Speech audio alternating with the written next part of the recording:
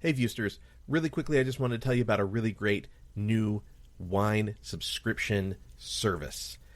Join the Community Wine and Spirits monthly wine club, the Mutual Satisfaction Society. You'll receive 3 carefully selected bottles every month, complete with tasting notes and detailed information on each wine, all for only $90. Join in the next 24 hours and get 20% off your first shipment.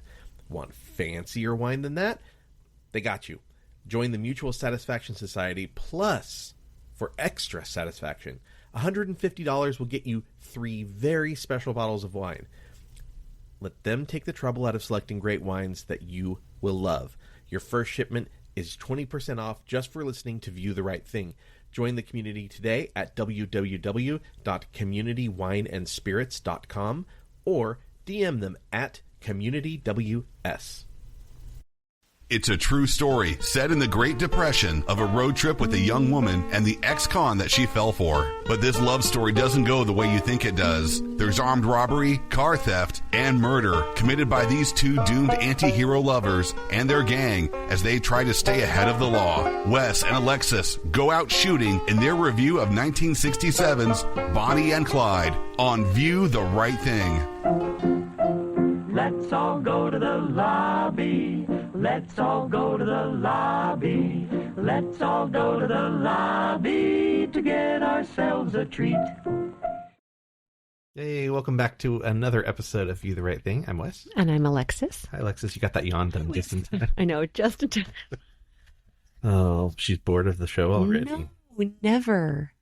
I love it. She says never now, but give it another week. Oh, boy. I'm pretty good. Yeah? How are you? I'm pretty good. Yay. Yeah. Very good. Glad to hear it. Yeah, so we gotta start coming up with some stories to just like make things up at this point. Anything exciting coming up in your world? Well, aside from the show that I'm producing, no. Okay. Not yet. Okay. There will be something coming up.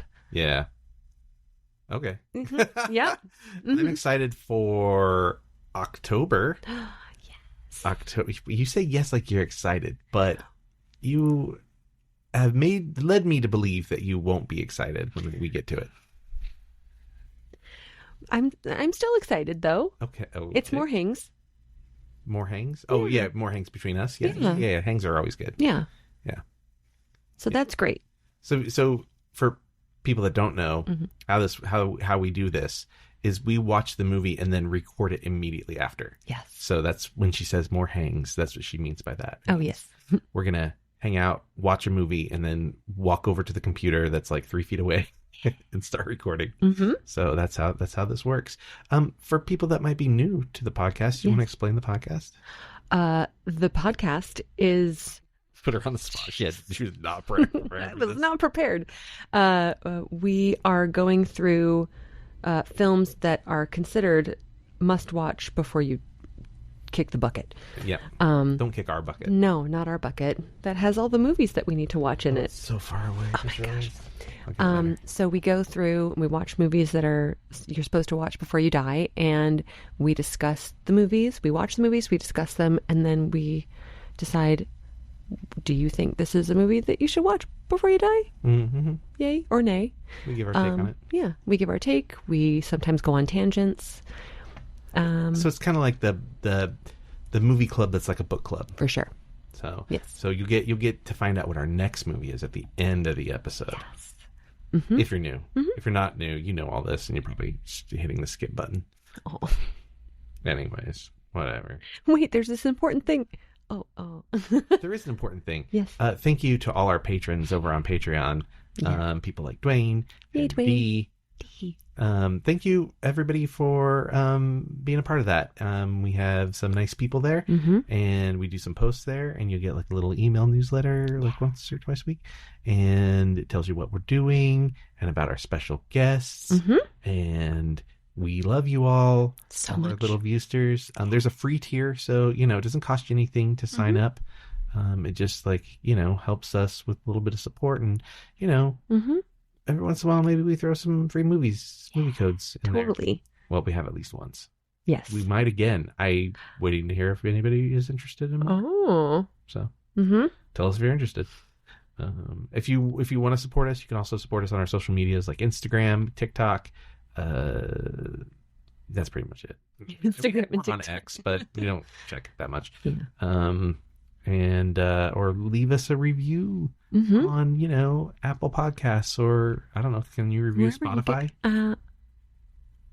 Spotify? You can follow. I don't know. I've Follow never us. actually attempted to review on Spotify. Review, like, follow, subscribe, whatever. comment. Comment. I Yeah. love comments. Please comment.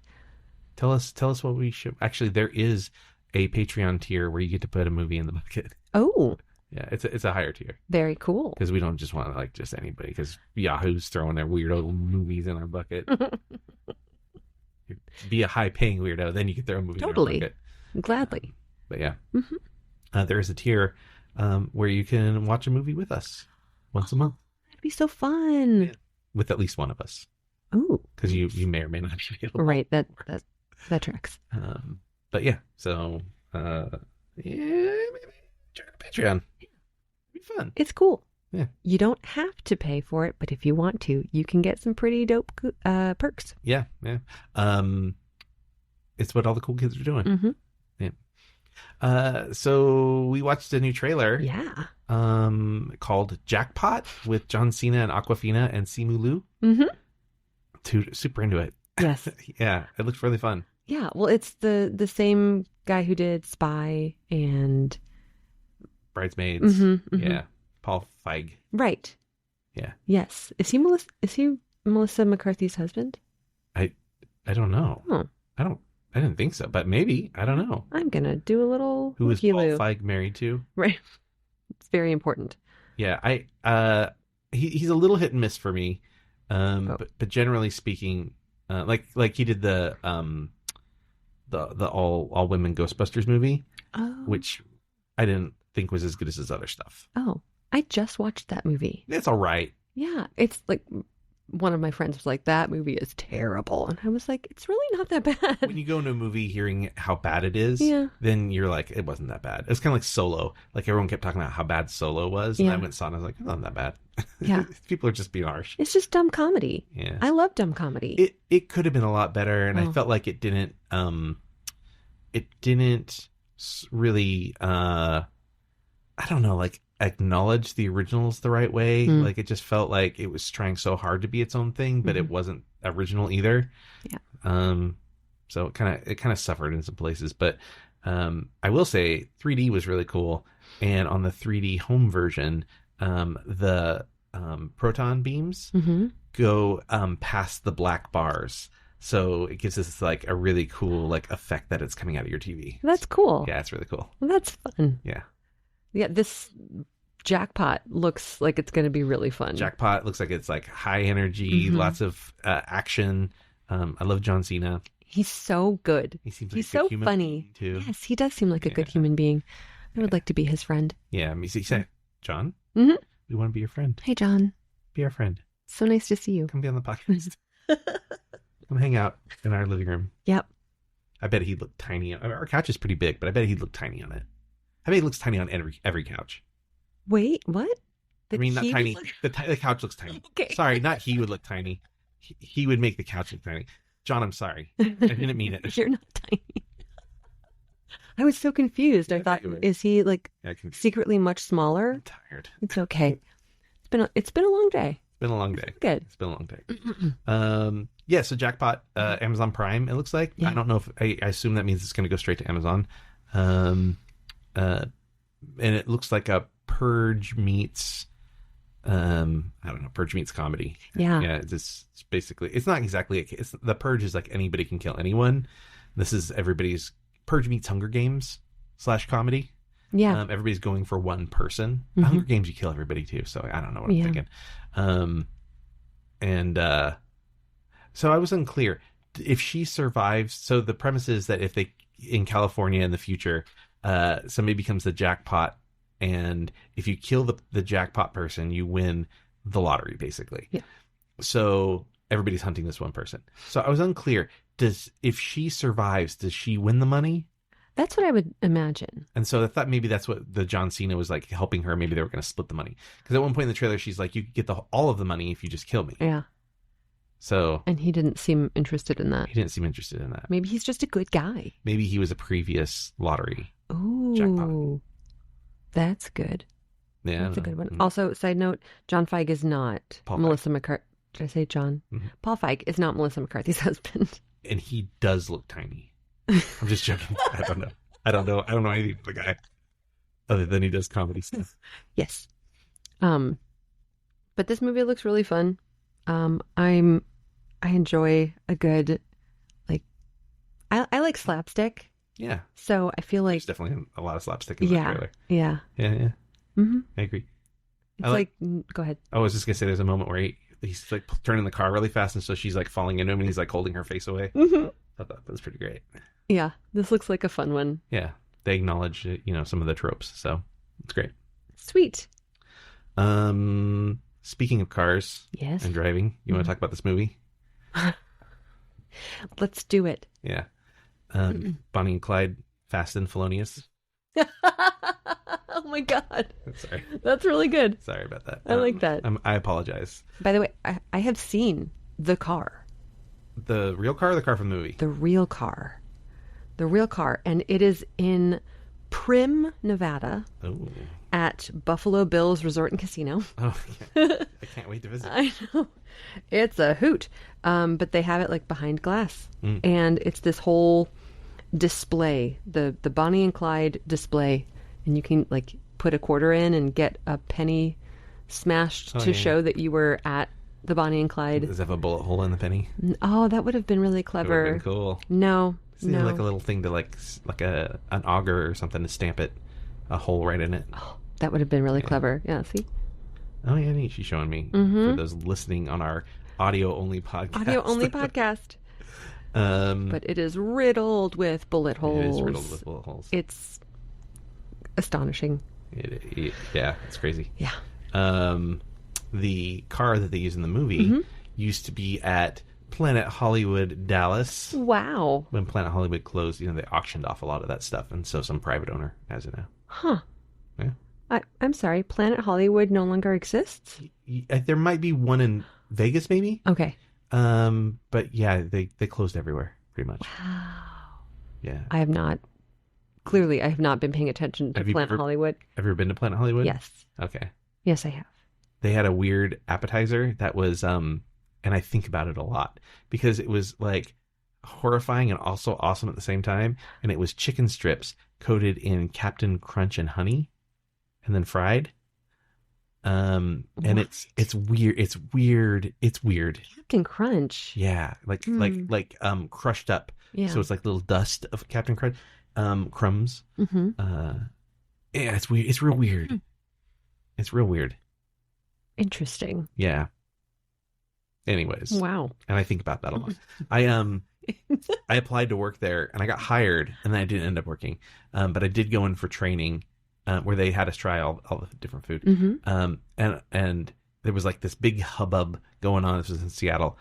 A lot of chaos the day we were in there for training because Demi Moore was coming in that day. Ooh. And I only remember Rumor was there and I crossed paths with her and I heard her saying to somebody, "Don't you know who my mom is?" Ew. And I was like, Boo. I think she's supposed to be a nice person now, but when she was a child, she seemed like a terror. But rich it's hard to be a kid, a famous teenager. kid. Yeah, it's hard to be a famous kid. It's hard. Yeah, I would know. Don't you know? Nor would I. I was the dolphin in Flipper. Sorry. Oh my God. Elijah Wood's great. Was Elijah Wood in Flipper? The movie. Oh my gosh. You know how I know that? How? Because I was in Seattle. I was a young teenager wanting to maybe be an actor, and I that was going to be my biggest audition yet was for Flipper. And the night before, I was all prepared, ready to go. And the night before, I got a call and they said they cast Elijah Wood, and so I didn't even get to audition for it. And so for the longest time, I had this like vendetta against Elijah Wood. I hate everything about Elijah Wood. I totally understand. And you know what? He's such a sweet dude. Yeah. Oh my gosh. My first big film audition was for What Women Want I thought you were gonna say for the daughter. And I remember because they wanted someone new, someone unknown. And then they announce that it's the chick who played Chrissy on Growing Pains. And I was like, are you kidding me? Oh, Ashley. Yeah. Oh, yeah. Do you know her? She's also really sweet. Yeah, I've worked with her twice. Or not worked with her. I worked with her once and then was at a party with her once. Really? Yeah. For the longest time, I was so angry with her. Like, we'd never met. I was just mad that they decided to not go with like Elijah Wood. She's like the sweetest kind of person. Oh my God. She's really, really nice. And then wasn't she just on The Last of Us? Yeah. Well, because she's the voice of Ellie in the video game. Yeah. Oh, I didn't know that. Yeah. Oh, that's cool. Ashley Johnson. Well, I'm no longer mad at her, so Yeah. it's been years. We used to shop at the same comic book store No way. as well. Yeah. Small world. I feel like I've told this story on the podcast at some point. Oh. Yeah, she's real sweet. Shot Nerf guns at her once at a party. Awesome. Yeah, really, really great. Speaking of Bonnie and Clyde. Speaking of Bonnie and Clyde, what a segue. Speaking of shooting, Yes, there we go. wow, we went from Planet Hollywood to it was crazy. Yeah. Oh, by the way, the Yes. Flipper audition, it was no real surprise because in the posting for it, Yeah. it said looking for a young Elijah Wood type. Not young, looking for an Elijah Wood because we were both young at the time. Yeah. And so of course he got it. Yeah. They knew who they I wanted. knew they wanted. Yeah. Fuckers. Elijah, if you ever listen to this, I'm sorry I hated you for so long. Oh yeah. So What's this movie? this movie. Right. You want to know what this movie's about. Yeah. And I'm going to tell you. Oh, she I got acts so prepared distracted. sometimes, and then You know, I looked up Paul Feig and I got distracted. So, this movie, this is what IMDb says. Mhm. Bored waitress Bonnie Parker falls in love with an ex-con named Clyde Barrow, and together they start a violent crime spree through the country, stealing... That's a different movie. The Cream Spree is a very different film. Very different movie. A violent crime spree through the country, stealing cars and robbing banks. Bonnie and Chlamydia. Yes. I'm sure someone's on that now. Yeah, you can have that. I don't want it. No. So this movie in 2007 on the 2007 American Film Institute list of greatest films of all time, at number 42. It made the original list as well. It's also on their list of greatest love stories. It's also on their list of greatest gangster films. So Wow. well loved by the American Film Institute people. Who are those people? Members. You know, I was a member at one point. Yeah? Yeah, I don't keep up with that. I mean, you know, it's money. Hmm. But if you got money, it's great. They have a great film festival that they Nice. do in Hollywood. Highly recommend doing it. It's now only a week. Used to be longer, I think. Oh. They actually they curate the movies from other film festivals all over the world. Mm-hmm.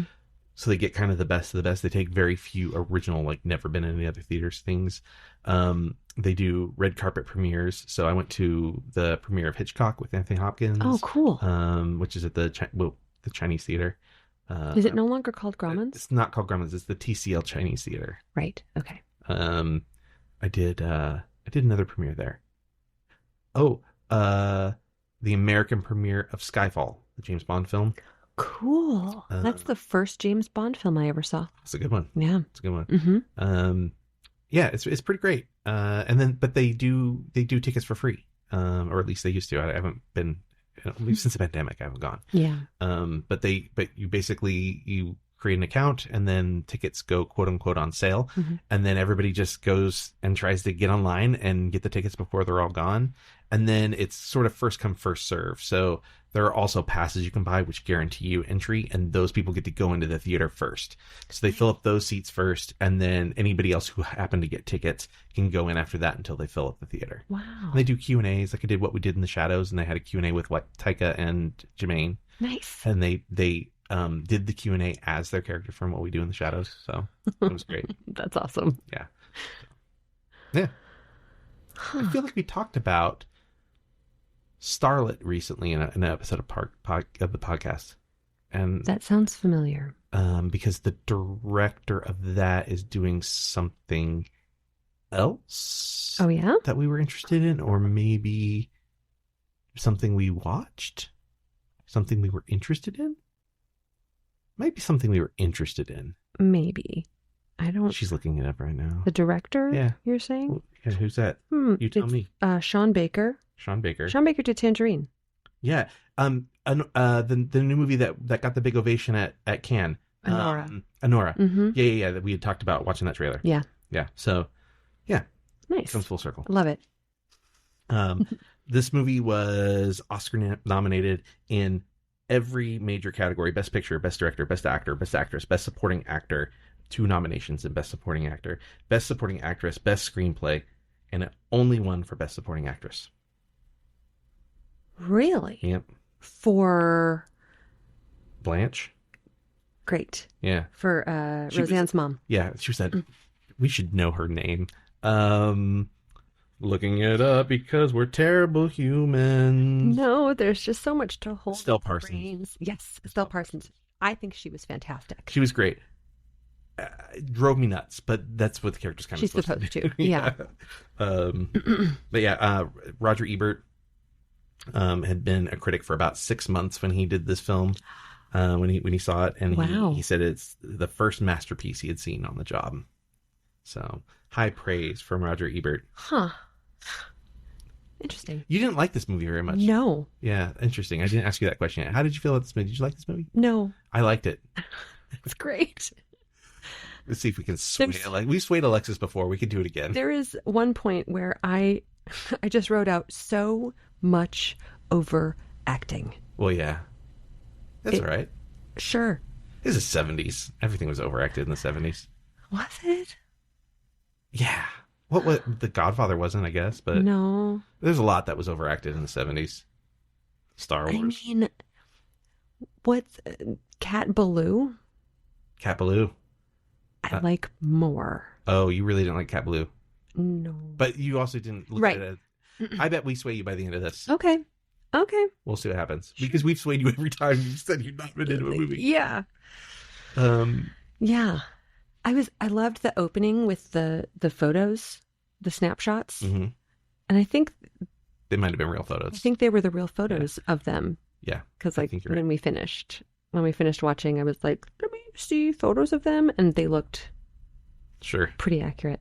You know how I knew you probably didn't like this movie? How You didn't take any I very many barely notes. took any notes. Yeah. When you're not interested, you just like shut off a little. Yeah. It's okay. It's okay. Yeah. We'll get you. Go ahead. Okay. What you got? What notes you do have? Gene Wilder? I was so excited to see Gene Wilder's name. Yeah. This is the film debut for Gene Wilder. Stop it. Um, Are you serious? yeah. The Gene Wilder Evans sequence. It's and it's actually based on a real kidnapping. The guy's name was H.D. Darby, and the woman's name was Sophia Stone, and it happened in Louisiana. And they both were let go unharmed like this. Interesting. He really was an undertaker. Yeah. And supposedly in the movie, or not in the movie, in real life, Bonnie had said to him, "You may have to work on me someday." And turns out he was one of the staff who worked on my Bonnie gosh. Fisher after she was killed. Interesting. Wow, isn't that wild? Yeah.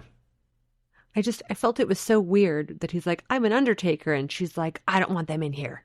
Like, does she have a problem with undertakers? No, I think it was like a bad sign for her. Like it Oh. was like, this is the omen where this is coming to an end. Yeah. And sure enough, I mean, it was that was the car they were in for a lot of the rest of the movie, and certainly when they got shot initially.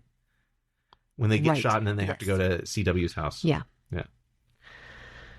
Whew. What else you got? Um, I was gonna really rely on my notes. This is gonna be a short they episode, folks. move so fast with each other. At least that's how it seems, because there's no like understanding of time in this movie. What do you mean by they Like move? with each other, Bonnie and Clyde. It's like, I've just met you because you're standing outside my house when I'm naked. Yeah. Let me run down and put on a dress. Oh my gosh, I love you. Yeah, I think it was an indication that these people, and I think there are people like that, that these people did not fit in society. Yeah. And so they just... Yeah, they were just like, weirdos in love, Mm-hmm. And there's a whole thing in the film about him having impotence. And yeah, he's like, I told you, so I ain't no lover boy. So Clyde in real life was bisexual. I wrote down, is he gay?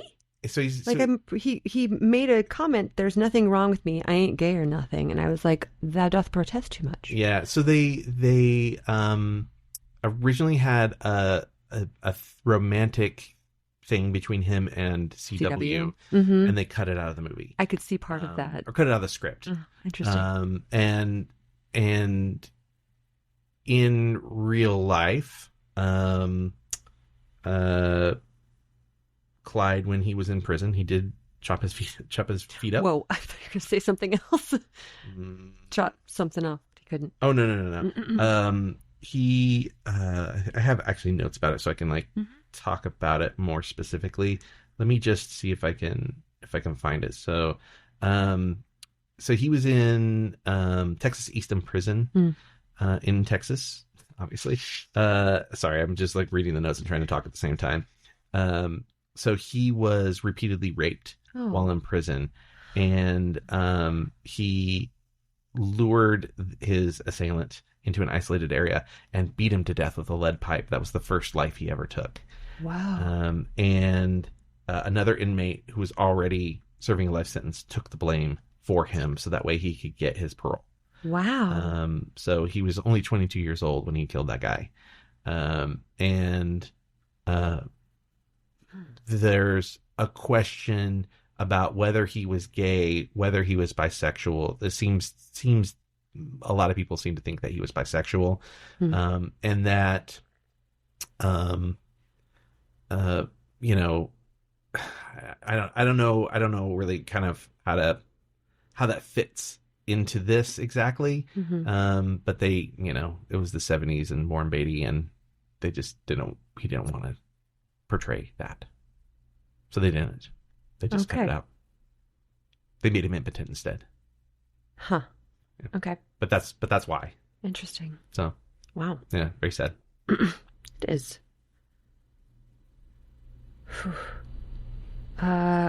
C.W. Moss. That wasn't a real person. No. So C.W. Moss was a combination of a bunch of the sidekicks that Bonnie and Clyde actually had. They had more people in their gang. Oh. And so they just, instead of having a whole big cast, they just kind of truncated it down and turned him into one person. Okay. And a lot of the things that character traits that they got from him, he really is into Myrna Loy and parking the car outside the bank and stuff. These are things that happened to other bank robbers as well. So John Dillinger was a big inspiration for a lot of this stuff. When I think it's when the brother Bud jumps over is his name Bud? Bud or Buck? I can't remember. Buck. When he jumps over the teller, he does a jump slide thing over the teller. That was a John Dillinger thing. So it's they kind of borrowed from a lot of real life stories and instances, and so C.W. Moss is kind of an amalgamation of different sidekicks, but also some of the other bank robbers. Oh, cool. In history. Interesting. Yeah. Go ahead. We Rob Banks, by the way. Yes. From American Film Institute, voted as the number 41 movie quote of all time. We Rob Banks. Why? Because it's just memorable. You got to remember that in the 70s, movies were way different, seen way different than they are now. Movies are a dime a dozen now, but going to the theater in the 50s, 60s, 70s was a really big deal. It was held at a higher regard than it is now. People still got dressed to go to movies, and they stayed in the theater for a long time. They were part of popular culture zeitgeist in ways that still in some ways now that we do, but back then it was very different. So, for example, that's how they got their news as well. Yeah. So even less so back in the 70s, because by that point we'd had TV. But this was like so prominent that women started wearing berets. It was like a beret fad because of this film. So if you notice a lot of photos from the 70s of women in berets, it's because of Bonnie and Clyde. Yeah. So We Rob Banks was like, it was like when people go, my wife, or yeah, baby, yeah, it's like we have shit like that now. Oh, but interesting. But this was one of those movies back then. Oh, okay. Yeah. And he said that before they had actually robbed a bank. Yeah, that was like, I think he was like, this is what we're going to do. This is my plan. And I want to impress this girl. Yeah. Because he did a lot to try and impress her, especially early on. Yeah. He robbed the little grocery mart, and then he tried to rob the other bank, which had failed. no money in it. Which is a true story. I think that the bank had like $3 or something in the gosh. when they went to rob it. Yeah. Jeez. What else do I have? I mean, I really didn't jive with this movie at all, because there's one point where I wrote really terrible editing, writing, filming. The editing was really bad. It's interesting that you say the filming. So the editing is interesting because it was controversial, especially with like the sound design. This was originally going to be given to Godard, I believe, and then that didn't happen. It was definitely like sort of inspired by French New Wave cinema. And so it's very unconventional for Americans, and, an American trying to do it is, a whole thing. Yeah. And Arthur Penn, who directed this movie, was volatile and stubborn and didn't like anybody really suggesting something other than what he wanted. So it was very difficult. So the cinematographer, I think his last name is Guffey, actually ended up walking off set or getting fired by Penn because he was like, hey, you should try this thing. And he didn't like his Penn didn't like his cinematic flair. So they replaced him for like days, and then Penn was like, oh, I made a mistake. And so they brought him back. He ended up being nominated for cinematography for Academy Award for this film. I mean, especially at the time, they did some really, really interesting, unique things. They shot the picnic scene like in this hazy way. They shot it through like I think they shot it through like a window screen. Yeah. To give it that sort of like hazy, dreamy look, because this was like, this last moment of her with her family. Oh, that's interesting. You see it as like, it's this last moment. And I see it as, this is right in the middle of the fucking Dust Bowl. Oh, yeah. Sure. I felt like there could have been more dust. Oh, sure. Yeah, they could have played up poverty for sure a lot more. They could have played up the struggle. Yeah. There were a lot of people at the time of Bonnie and Clyde that rooted for Bonnie and Clyde because they were kind of sticking it to the man, and everyone else was getting stuck to by the man. Yeah. And so they didn't kill a lot of people. They took a lot of prisoners and released them. Let's take them was a thing that they said, which they show in the movie right before they kidnap Gene Wilder and Evan Evans. And it wasn't until they finally killed some. They didn't go around killing people all the time. Right. I think this movie sort of sensationalizes that. And they later on killed somebody, maybe somebody that might have been innocent, or like somebody that wasn't a cop or whatever. Yeah. And that turned the public against them. Right. And that was sort of like when things kind of came to a head. They were like, okay, now they've lost favor, and so now we got to get rid of these people. Yeah. So. Interesting. Yeah. Oh, where did that note go? When they finally got a house, with Buck and his wife. The first house? Yeah. Yes. Yeah. And they order their groceries to be delivered, and Bonnie comes down and gets the order, and the door she opens is windowless. And then in the next scene, the cops shoot out the windows of that door. Oh, sure. I was like, well, okay. Yeah, I don't know. That's cool. It could be one of those where the window slides up into the door. No, it was four. It was like 4 window. Yes, they replaced it. Yeah. Yeah. It's fine. It's cool. But I'm jumping around. When they're at the grocery store and the butcher just suddenly tries to attack Clyde. Yeah. I said, what gives? Was it for asking for peach pies? No, because he was robbing the place. He had his gun out. I missed that part entirely. No, he was That robbing. is so bizarre. He had the money, and the guy was like, he was forcing the guy to put the meat pies, the fried pies, into the thing, and he's like, "You sure you don't have peach?"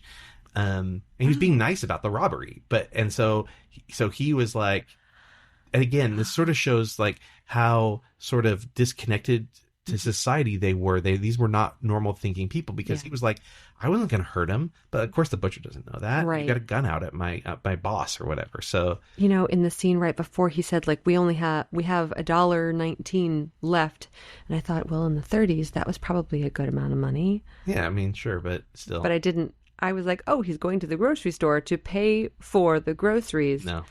Okay, They were robbing it. then that note I can just take away. We're already starting to turn. It's not as random and dumb. I kind of like when I'm forced to defend the films. Absolutely. It makes me feel good. It makes me Yeah. feel like, I was paying attention.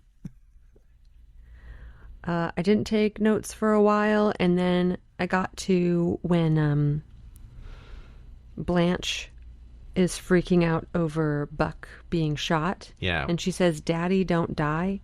Yeah, I'm not. Can't you see he's dying? Don't die, Daddy. I'm like, it's her husband. They don't have children.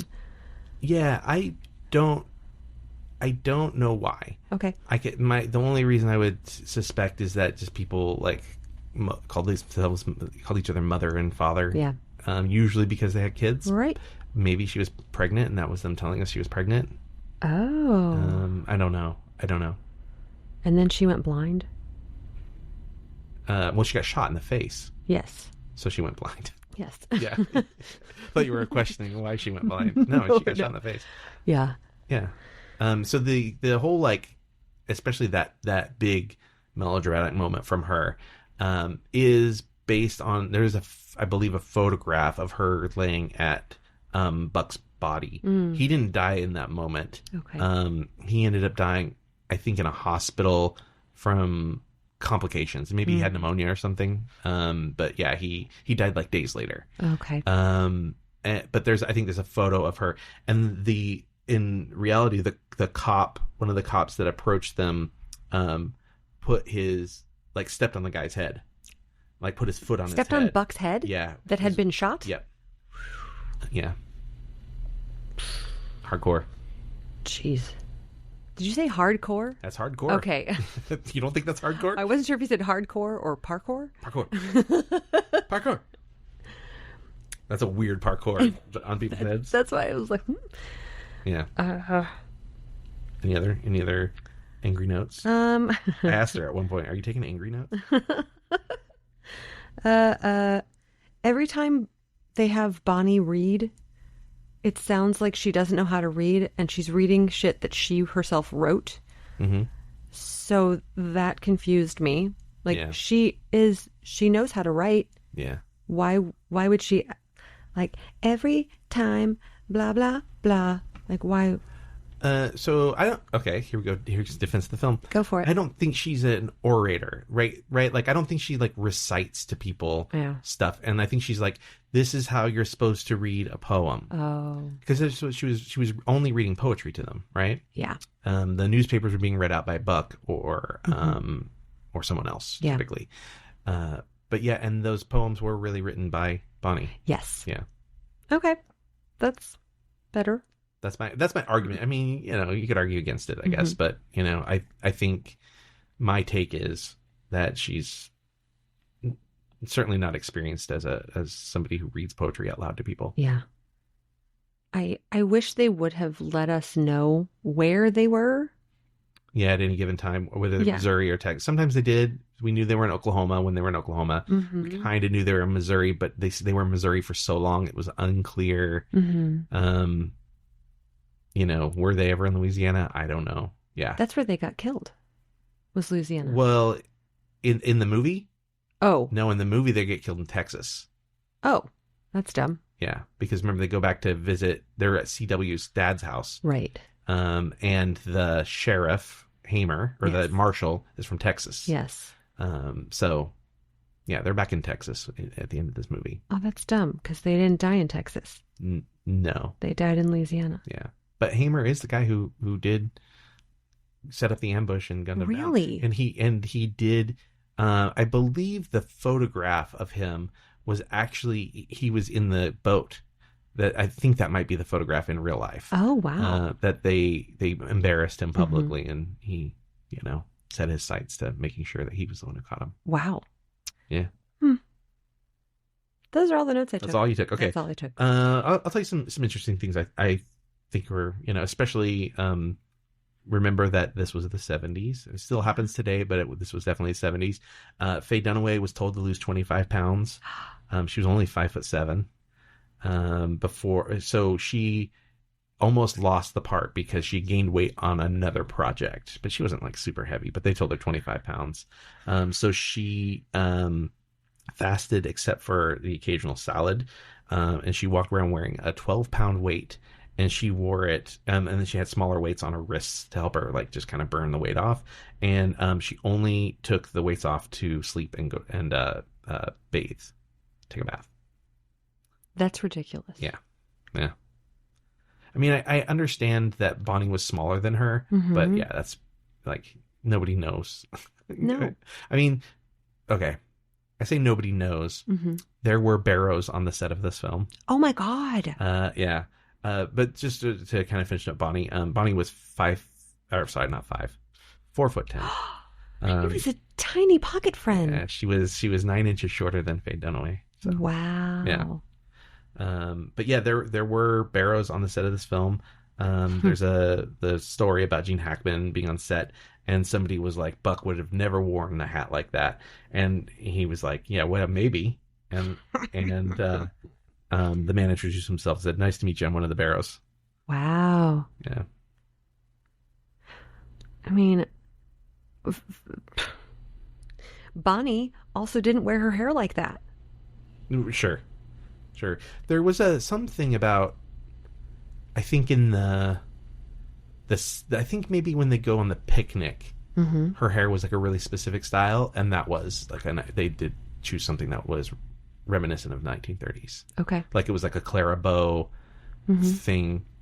And I think, Superman has like I think it was like a curl in the front was the thing. Yeah. So they tried. Okay.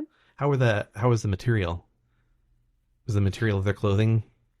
It was much better. Okay, good. Just checking. Yes. I do have the note here. The bank that they tried to rob had $1.98 in it. Oh my gosh. It's roughly $39, almost $40 nowadays.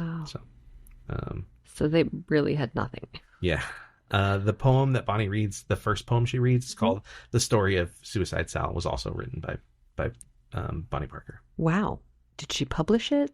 Like, how do they probably had found their they had belongings and things with them that they took with them everywhere. Yeah. So it's a personal thing. Okay. This movie, it has a couple of notable firsts. It's maybe not the first, but one of the first movies to use squibs extensively. They also use plugs, so where they do a little paint with like a little nowadays they would use like a sort of like a latex piece to cover up the skin, and underneath would be the wound, and then it's attached to like a fishing line type thing, and so they pulled the Godfather used. There's some great shots of James Caan with all these like plugs all over him. Wow. And so they pull all the wires out, and they can do them in a specific order based off of how the guns are firing. And so this used both the squibs and the plugs. Wow. So that's one of the firsts. And the other is that this is the first film to show a gun firing and the person getting shot without a cutaway. It used to be you would see the gunfire, then it would cut to the person. Mm-hmm. This was all in one shot, and it's the first film in motion picture history to do it. Because the crazy censor, boards, they used to let them show toilets flush. What? Yeah, that was a big deal.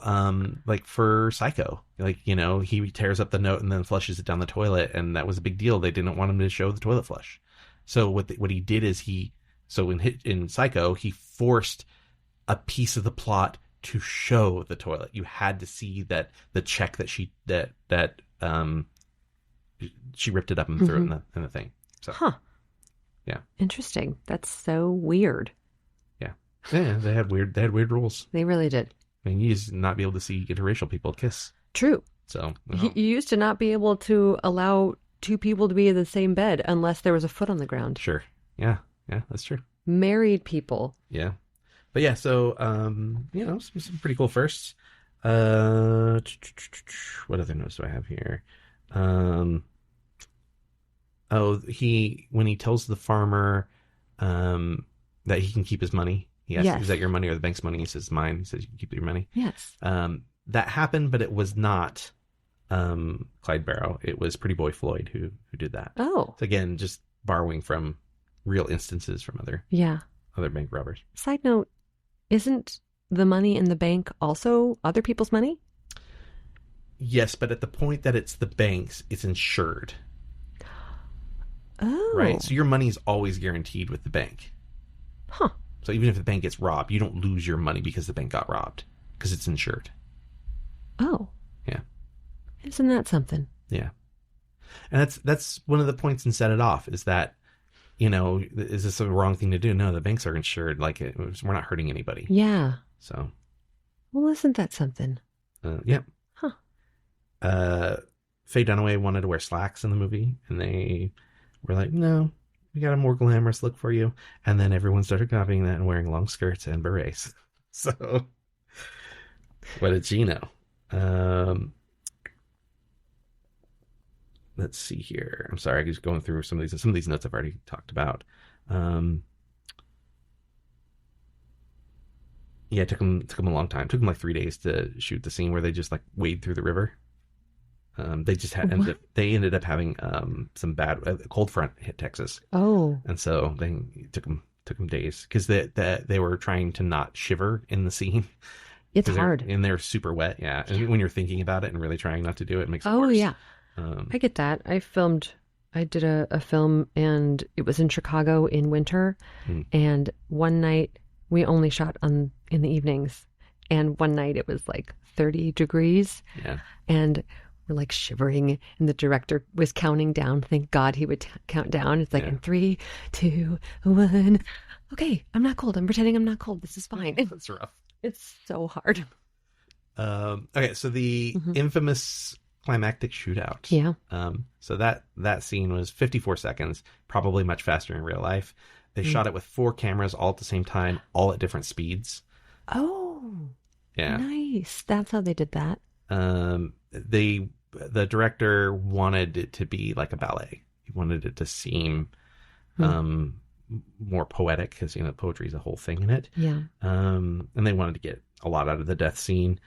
And it was written, the way they wrote it was as a series of stills and screams and machine gun fire sort of played in the background. That's how they tried to visualize it for people in the script. Mm-hmm. Clyde Barrow was a super dangerous marksman in real life. Oh, wow. Which is why it's so brutal how they killed them. Which is why they chose an ambush, because they knew, hear the guy at one point go, I'm not dying in Oklahoma. Mm-hmm. It's because Clyde Barrow was, at the very beginning of the film, they show him showing off to Bonnie, and he shoots all the bottles, and that's really shoots people's hats off and stuff. He shoots the gun out of the marshal's hand in the movie. Yeah. And that's all because he was legit marksman. Wow. So Frank Hamer is known as the man who killed Bonnie and Clyde. Mm-hmm. So his plan was to flag somebody down, or flag down an offer them a chance to surrender peacefully. But during this whole process, there was some inexperienced deputies, and this guy didn't wait for the signal, and he just killed Clyde right behind the wheel of the car. And then everybody just opened fire. It took about 4 seconds for the whole thing to be done. Wow. The car was completely riddled. You've seen the car, Yeah. you know. There's a discrepancy between somewhere between 150 and 180 shots into the car. Whoa. But they had machine guns, right? They had machine guns. Yeah. Machine guns. They had shotguns. They had pistols. It could have lasted up to 16 seconds. Yeah. But it was not. It's like the nothing, 50, though. It's not the 50. It's not the almost minute that the movie portrays Yeah. it. And Bonnie had a sandwich. Her corpse had a sandwich in her mouth, like she was eating when this was happening. Like it was very sudden and completely unexpected. It's not at all like it was in the film. Wow. Yeah, I mean it was a little bit like it was in the film, but Yeah. yeah. So pretty rough. They were. Let's see here. 187 bullets. That's what some people are saying. I've seen 150. The car was still moving when this all happened. It was still rolling forward. When it came to a complete stop, somebody went over to the passenger side and then just emptied his rifle into Bonnie's body, even though she was already dead. Nobody knows which deputy actually killed. They know who killed Clyde because they shot him, right away. But nobody knows who killed Bonnie because there was just so many bullets, so much gunfire. Jeez. At the time of their death, they had 3 Browning automatic rifles, 2 sawed-off shotguns, almost a dozen handguns, thousands of rounds of ammunition, 15 sets of stolen license plates, suitcases full of clothes, Bonnie's makeup case, a fishing tackle box, several true crime magazines, road maps, Clyde's saxophone. He wanted to be a professional musician one day. Oh my.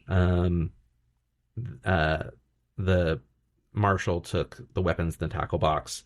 Another posse member took Clyde's saxophone. Wow. They kept him. So, but there was no money on them. Not that we know of.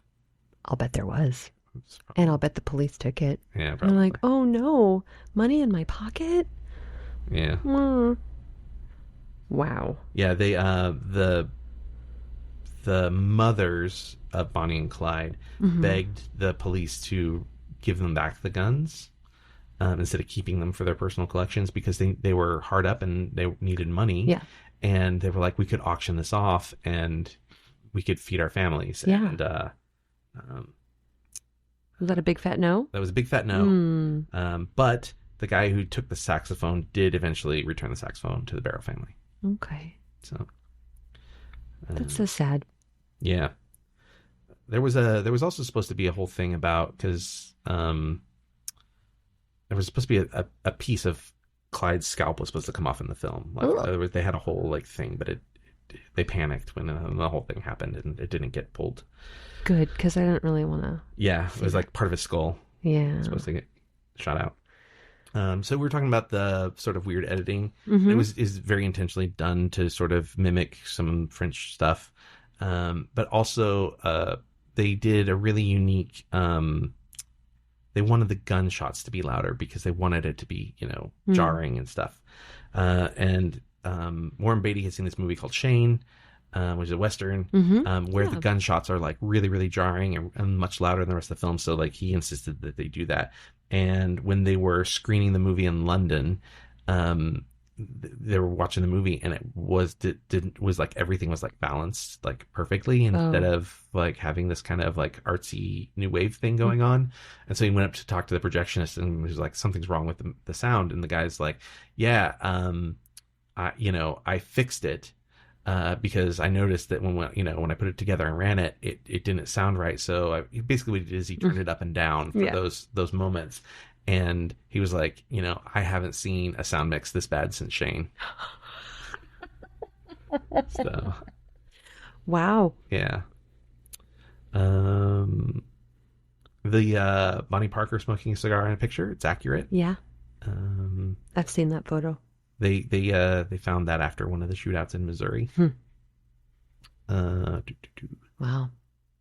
They found the photo or they found the cigar? They found the photo. Okay. They found the photo. Okay. I'm starting to wonder, maybe I don't like French New Wave films. Yeah, maybe. Hamer, because they sort of portrayed him as sort of like not a doofus, but like somebody who just like got the drop on him kind of a thing. Like, yeah. He bungled this whole thing. His family was upset by the portrayal, and they sued Warner Brothers, and they won. What? Yeah, they won. Of all of the things that weren't correct about the film, yeah, that's weird. Yeah. Because he was portrayed unlike how he actually was. Mm-hmm. Wow. They used to think that their phones were constantly tapped, so they would use code words. Yeah, we were hearing the dog food thing again. Okay. So they used code words. So if somebody said they were making red beans for dinner, it meant that Clyde had arranged a family reunion. Huh. They always referred to each other as Mr. and Mrs. Howard. Mr. Howard was one of the aliases for Jesse James, who was somebody they idolized. He had been a famous bank robber. So. Let's see here. Wow, that's wild. They left Bonnie's injury. Bonnie had a pretty grave injury near the end. Prior to the shootout, Clyde had driven a car. It like kind of went off a bridge into some water, and she got pinned to the dashboard, and the car caught fire. Oh my God. And so she burned the back of her legs and her back, made it hard for her to walk, and she would have a limp, and so she was carried a bunch by Clyde. Oh, near the end. wow. Yeah. And she was, wow. She was already injured by the time it got to the end. And I think the movie The Highwaymen with Kevin Costner on Netflix, I think they portray that. Oh, wow. Yeah. Interesting. I'll give you one last like thing that I think is like kind of important. Yeah. Warner Brothers. I'll give you a fun one first, actually. So Warren Beatty signed on as a producer, and Shirley MacLaine was being considered to be Bonnie. Oh, no. So brother and sister. Yep. So he was like, no, that can't happen. Mm-mm. So no. So they decided not to use her. I think that's so unfortunate because I think she would have done such a great job. Yeah. So Jack Warner screened this movie. He kept getting up to go to the bathroom. He did not like the film. He did not believe in the film from the beginning. He said it's the longest 2 hours and 10 minutes I've ever spent. You're like vindication for me and my not liking it. No, I think we don't like that style of film. Yeah, it's possible. Not every movie's for everyone. Yeah. And that's okay. So they had very little faith in this movie. So as a producer, they offered Warren Beatty, instead of a fee, 40% of the gross. Holy what? The movie went on to gross over $70 million. Oh my God. Yeah. So Warren Beatty made a lot of money off of this movie. Wow. Yeah. So Jack Warner, there's like some famous thing where they had an argument, and he was like, "It's my initials on the water tower," pointing out the window. "It's my initials on the water tower," or "It's my name on the water tower." And Warren Beatty's like, "They're my initials." So they kind of came to terms eventually. But yeah, Jack Warner hated it. He ended up selling his portion of Warner Brothers, how much stock he had, for like $200 million prior to the release of this film. Oh, and the new studio owners also didn't believe in the film, so they dumped it into drive-in theaters specifically when it launched. Wow. And then it ended up becoming this big success, and people love it and started mimicking that, and nominated for a bunch of awards. And interesting. Yeah. So they finally Warren Beatty convinced them to premiere at the Montreal Film Festival. It got 14 curtain calls, standing ovation, Wow. and they still dumped it into the drive-ins. Wow. Yeah, people really responded really well to this film. Most people. Huh. But yeah, it's definitely like weird in its style. You know, Yeah. it's definitely very, very stylistic. Mm-hmm. Yeah. Yeah. What can you do? That style is not my jam, That's all right. and that's okay. Yeah. No. No more French movies for. I don't think we have any French movies in there. No, probably not. No. Let me go get the bucket. The bucket. We gotta find out what our next one is. You want to draw it? I think you should draw it. Yeah, you're drawing straight out of the bucket. You got right out of the bucket. Oh my The god. bucket for you. Are you ready? Now I am. What's our new movie? I'm gonna show it to you. Okay, go ahead. The Wild Bunch. From one shootout to another. Oh my god. Cool. Okay, cool. We got a The Western. Bunch. Yeah. Great. All right, I'm excited. You excited? Yes, I have no idea what to expect. Yeah, cool. I enjoy Westerns. Yeah, probably like your dad and grandpa loved this movie, I bet. You know, it's like everybody's dad and grandpa loved Yeah. like this and like Magnificent Seven. There's other kind of like, you know, of that era. Yeah. So. Oh, awesome. Yeah. Yay, I'm excited. All right. Well, that's it for us. Thank you all for being here. We love you. Don't forget to check out our Patreon. And until next time, bon cinema.